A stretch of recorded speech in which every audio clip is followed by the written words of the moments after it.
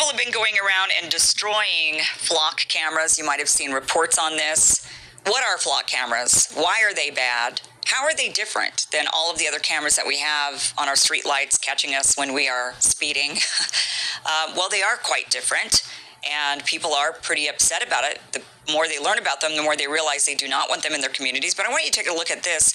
This is where all the flock cameras are in the country right now. Now, this is a new technology that really just rolled out in 2024. So this is not something that's been around for a very long time.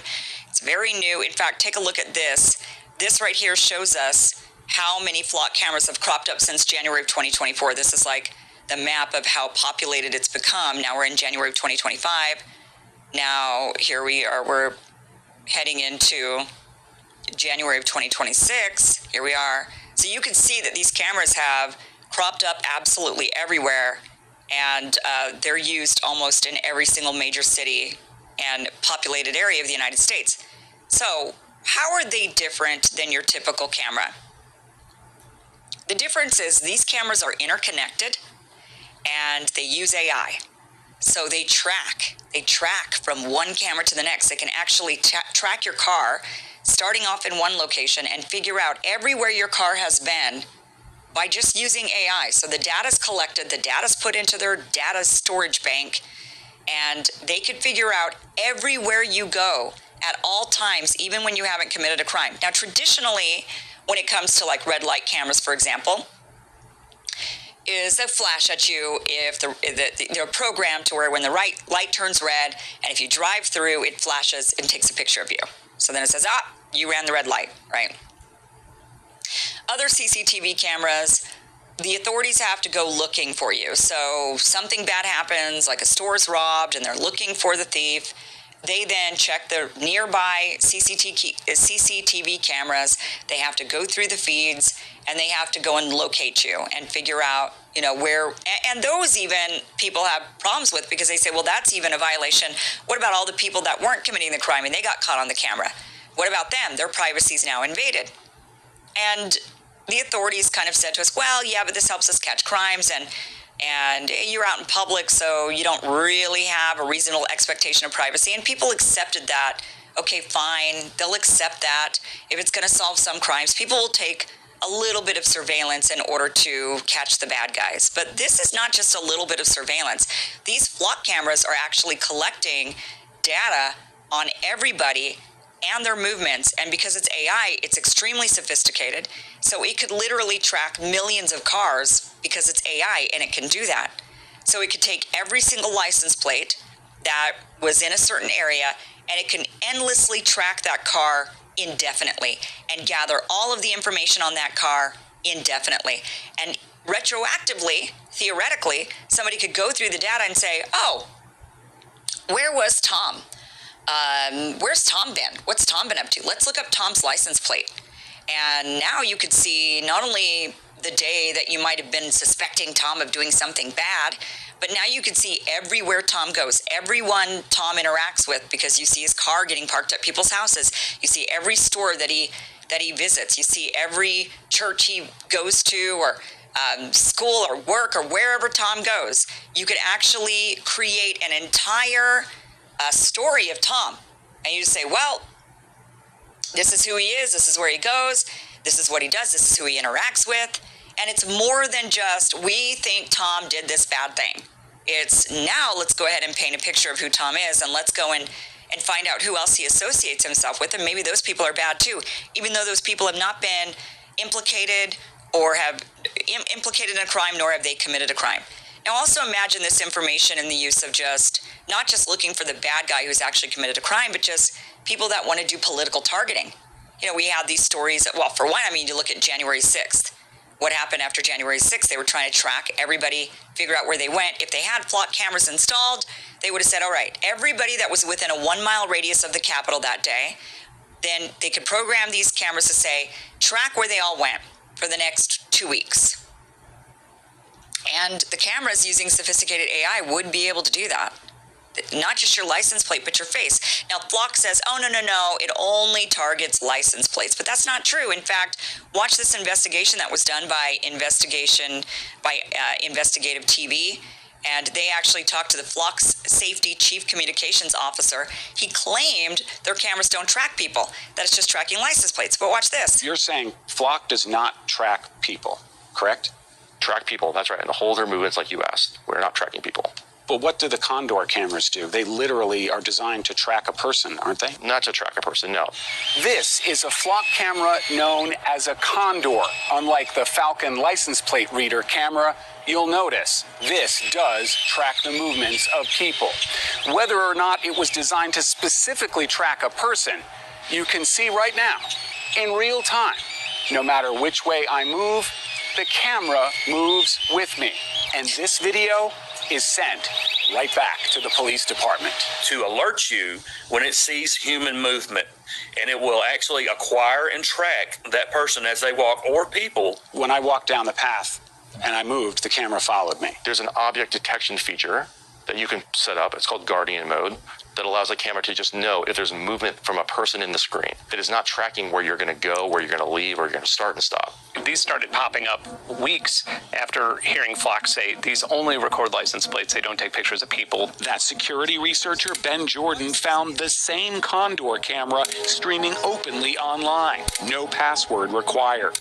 So they say, oh, but they're not programmed to track people, like where you're going after this, and then the next camera doesn't really pick you up and actually track you the way it would a license plate. They're programmed to track license plates. They're not programmed to track people. Although they are tracking people, we see the cameras actually tracking people. And not only that, but why are they claiming that these are for license plates when, look at where this is a pedestrian path. Why would you even put a Flock camera on a pedestrian path if they're meant for license plates? But it doesn't mean they can't be programmed for anything else. So yes, they're programmed right now to track license plates, which is bad enough. I mean, you have a private life. You're going places.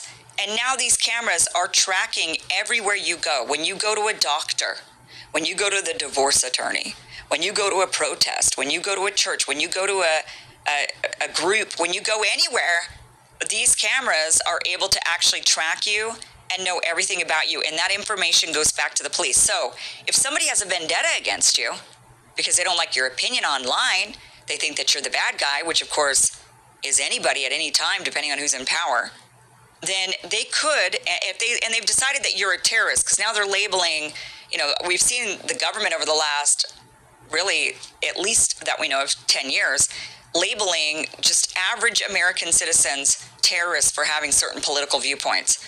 So if you were a MAGA supporter, you were a terrorist. If you were a Catholic and you supported pro-life, you were a terrorist. If you're a Marxist, if you're a communist, apparently you're a terrorist. If you're a Palestine supporter, you're a terrorist.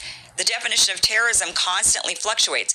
And if they can use that and say, well, now we're going to track all the people that showed up to this protest, and we're going to track their movements and everywhere they go, and the next thing you know, FBI is knocking on your door because you showed up to a protest. That is what these cameras are capable of doing. So people are destroying them, which, look, I'm not in favor of destruction of public property, but I am saying, actually, I don't even know if these are public property. They're probably private property too. But I am saying that, people standing up for their civil liberties and saying, hey, we don't want this level of surveillance from the government or from even a private company or an AI company. We're not consenting to this level of surveillance where you can track and gather data on me everywhere I go and potentially ruin my life or blackmail me. I mean, imagine this in the hands of the Israelis who are trying to merge their military with our military, and they've already been training our police departments. Now imagine them having this information and the blackmail operations that they'd be able to do behind our backs with Flock cameras. I mean, this is where it gets really dystopian and really scary. So people are starting to destroy them. According to a crowdsourcing map, this is a Flock camera. Well, it used to be. If you take a little bit of a closer look, you can tell it looks like it's been cut down. And the camera itself, it's nowhere to be found. Growing distaste for Flock cameras is manifesting in Harris County two ways. Through public means. Having Flock in Harris County makes us less safe. It puts all our county's residents' lives at risk of mass surveillance. And vandalism. That there was no rhyme or reason to where these cameras were placed. The county essentially allowed Flock to take over our streets by placing ALRPRs anywhere they pleased. Eyewitness News has found at least half a dozen Flock cameras cut down across Harris County. Houston police saying so far no one has been arrested, but they are investigating. Okay, that's in Texas. This is happening. So the Texans are rising up and saying, we're not going to be surveilled in Houston. And these reports of people vandalizing these flock cameras are everywhere. Even places like Los Angeles, the Los Angeles Police Department allowed the contract that they had with Flock to expire because they cited civil liberty violations potentially.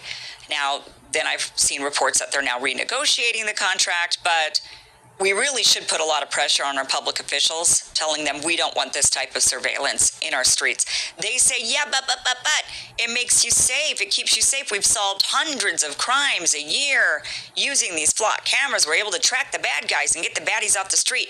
Who's the bad guy? Who determines who's the bad guy? Tomorrow, you're the bad guy. Today, I might be the bad guy. Everybody's the bad guy, depending on their political opinion and what suddenly categorizes them as a terrorist. And then these flock cameras allow them to completely surveil us. Imagine if these flock cameras were around during COVID. These were only around since 2024, but imagine had they been there in 2020, how they would have used these flock cameras to say, well, this person wasn't stopping the spread. They weren't keeping 6 feet away. They weren't in lockdown like they should have been. I mean, these are very dystopian. We do have to push back against this type of thing. This is not the type of thing we want. Now, I get it. Cameras are everywhere. We've got cameras everywhere. I have cameras all over my house. I don't think that cameras are inherently bad, but it's just we don't want the government to be using these cameras, also to be using AI in this way. I use AI every day. I have cameras around my house, but it's, do we want the government and AI to be gathering all of that information and then and these cameras in the hands of the government and or even private sectors and gathering that data on us and into our private lives? No, we don't want that. We don't want that. So what you can do in order to try to stop this rather than actually going and vandalizing the cameras is call your police department and tell them you do not want this in your community. Call your mayor. Call your local officials. And that actually, look, I mean, Congress is useless. The federal government seems to be useless, but local governments still are listening to the people. So what you got to do is call your local officials and tell them, get the flock out of here.